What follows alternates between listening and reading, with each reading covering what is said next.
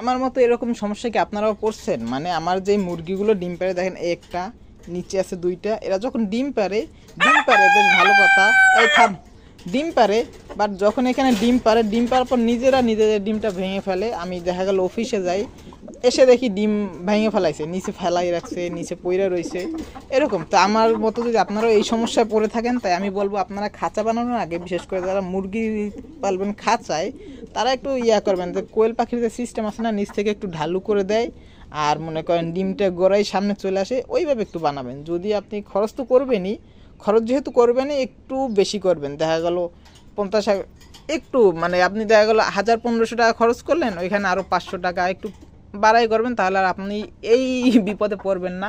মানে আমার মতো সমস্যাটা আপনার হবে না। আমার অনেক পরিমাণে ডিম নষ্ট হয়েছে, অনেকগুলো ডিম, মানে ভাই বলার মতো না, অনেকগুলো ডিম আমার নষ্ট হয়ে গেছে। এ ডিম পারে ভেঙে ফেলে, আবার দেখা যায় ও দাঁড়ায় ডিম পারলে নিচে পরেই ভেঙে যায়, আবার নিজে পাড়ায় ভেঙে ফেলায়।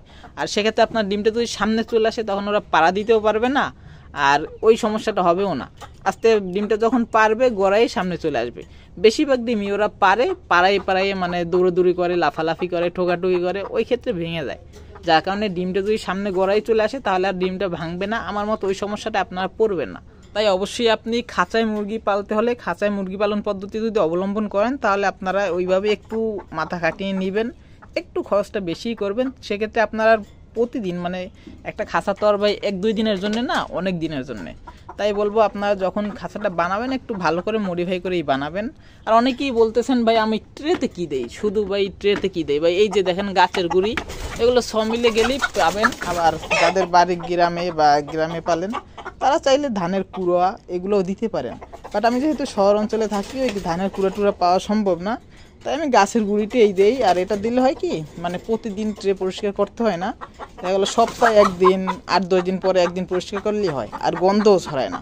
সো আল্লাহ হাফেজ, দেখাবেন নতুন কোনো ভিডিওতে।